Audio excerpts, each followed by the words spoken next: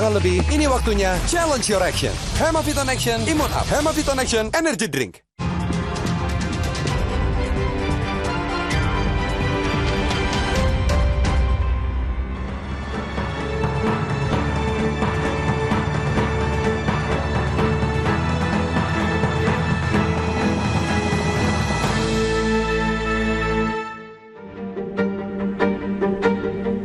Kejaksaan bukanlah alat kekuasaan.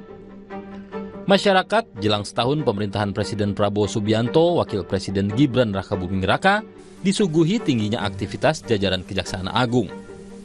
Seperti diberitakan harian Kompas Rabu lalu, Kejaksaan Agung memeriksa mantan Menteri Pendidikan, Kebudayaan, Riset, dan Teknologi Nadiem Makarim sebagai saksi kasus korupsi pengadaan laptop Chromebook pada program digitalisasi pendidikan tahun 2019-2022 senilai 9,3 triliun rupiah.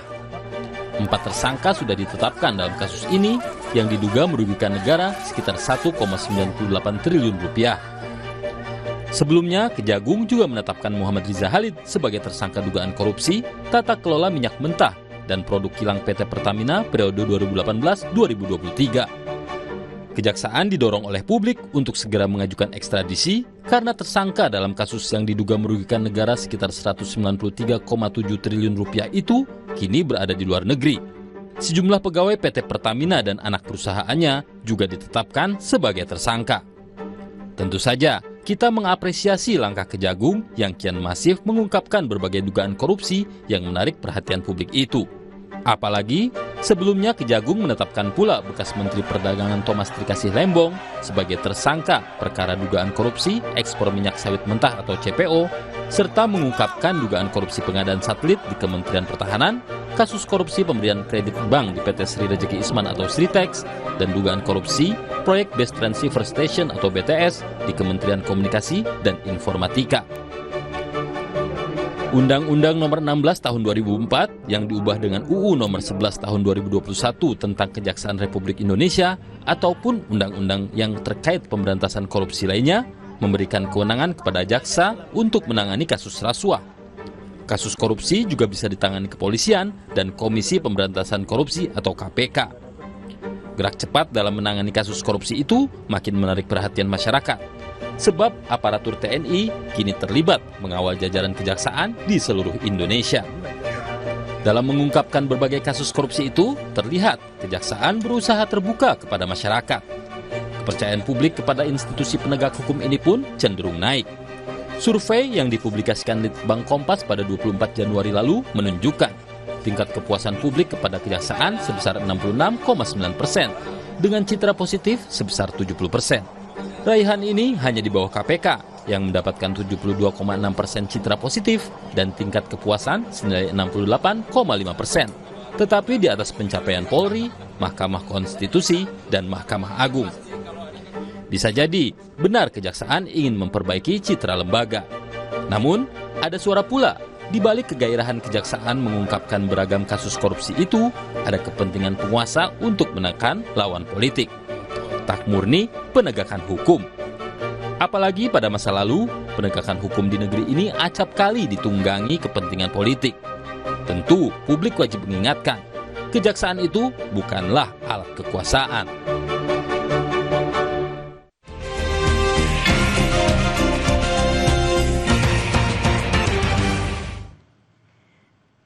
Saudara, kami ajak Anda melihat informasi di Harian Kompas yang terbit pada hari ini 19 Juli 2025 dari foto utama di halaman muka. Ini terkait dengan laga sepak bola langkah LKG BRI Indonesia terhenti di 16 besar. Perjalanan tim LKG BRI Indonesia terhenti di babak 16 besar Piala Gothia 2025 di Gothenburg, Swedia. Foto ini juga dilengkapi dengan judul besar di bagian bawah, saudara, yang menceritakan terkait dengan Duta Inggris ya, memberikan pelajaran penting bagi calon pesepak bola nasional Indonesia dengan kekalahan 1-4 di lapangan Lemmingbalen 2 di Gothenburg. Meskipun gagal menggapai mimpi mereka membawa pulang trofi, skuad LKG BRI Indonesia pantas menegakkan kepala meninggalkan Piala Gothia. Mereka masuk dalam 16 tim terbaik dari kategori Boys 15 yang diikuti oleh 250 tim. Kita lihat lagi di judul besar di sebelah kanan, sejumlah celah menjadi pemicu penjualan bayi. Kasus penjualan bayi, saudara, dipicu banyaknya masalah mendasar yang tak kunjung dibenahi. Perlu langkah bersama untuk menyelesaikannya. Sebanyak 13 orang sudah ditetapkan sebagai tersangka atas tuduhan penjualan 25 bayi asal Jawa Barat sejak 2023. Sebanyak 15 bayi telah dijual ke Singapura. Aktor utama penjualan bayi tersebut yaitu Lili S alias Popo ditangkap di Bandara Soekarno-Hatta pada hari Jumat. Ya, Lili ini dinilai mengatur bisnis terlarang ini mulai dari perekrutan lalu lintas bayi hingga mencari calon pembeli. Persoalan penjualan bayi ini tak cukup hanya diatasi dengan penegakan hukum.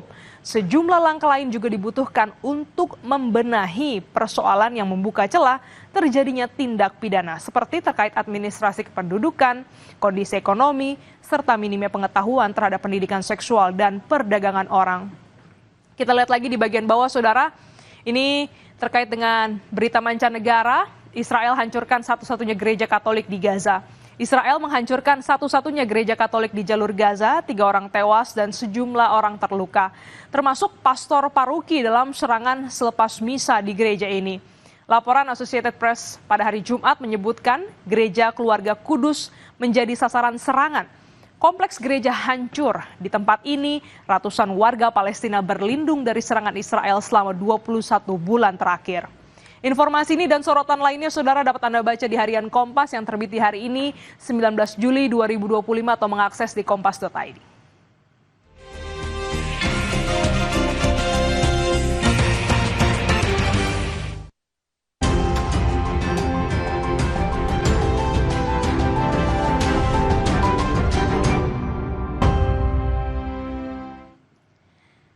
Saatnya kita simak situasi arus lalu lintas dari kawasan Simpang Ragunan, Jakarta Selatan bersama petugas NTMC Polri, Brigadir Yasinta. Selamat pagi, Brigadir Yasinta, silakan dengan laporan Anda.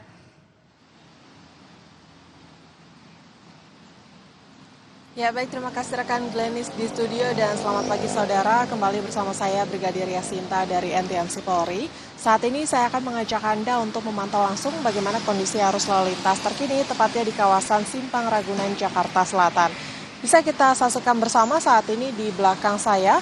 Bertepatan dengan libur akhir pekan, pada umumnya situasi arus lalu lintas di kawasan ini sudah mulai terlihat adanya peningkatan volume kendaraan di beberapa arahnya, namun masih dalam situasi kondusif lancar, baik dari Lenteng Agung atau Cilandak yang akan menuju Pasar Minggu maupun yang akan mengarah Warung Buncit.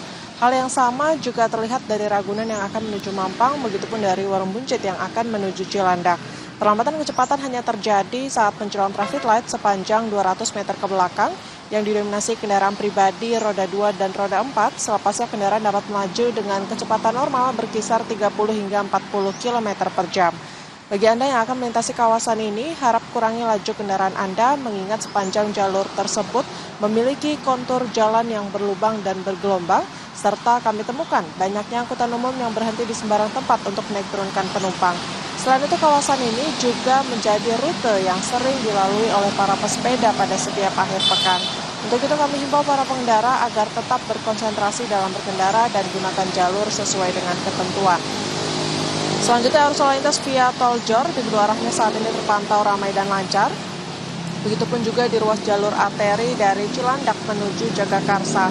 Kami himbau para pengendara agar tetap berhati-hati mengingat adanya jalur busway di kawasan ini dan juga terdapat pertemuan arus kendaraan dari Lenteng Agung maupun Cilandak yang akan menuju Pasar Minggu melalui Jalan TB Simatupang. Dan saudara, perlu kami informasikan bahwa saat ini Korlantas Polri sedang menggelar operasi patuh serentak di seluruh wilayah Indonesia sejak tanggal 14 hingga 27 Juli 2025 mendatang dalam rangka meningkatkan kepatuhan masyarakat terhadap aturan lalu lintas. Sementara itu, berdasarkan data IRSMS Korlantas Polri, angka kecelakaan lalu lintas di seluruh Indonesia selama 1 kali 24 jam terjadi sebanyak 135 kasus laka lantas dengan rincian 5 meninggal dunia, 24 luka berat, dan 85 luka ringan. Untuk itu kami himbau para pengendara agar selalu budayakan tertib dalam berlalu lintas dan utamakan keselamatan dalam berkendara. Untuk informasi selengkapnya seputar arus lalu lintas terkini, Anda dapat menghubungi call center kami di 1500669 atau SMS Center di 9119. Anda juga dapat mengunjungi website kami di korlantas.polri.go.id. Stop pelanggaran, stop kecelakaan, keselamatan untuk kemanusiaan, dan salam presisi. Demikian Brigadir Yasinta melaporkan langsung dari kawasan Siparagunan, Jakarta Selatan. Kembali ke studio, silakan Glenis. Terima kasih Brigadir Yasinta atas laporan Anda. Selamat bertugas kembali.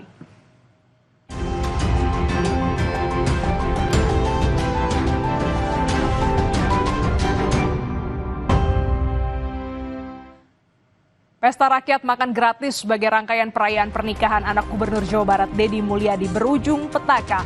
3 orang tewas, 1 diantaranya merupakan anak-anak. Selengkapnya hadir usai jeda.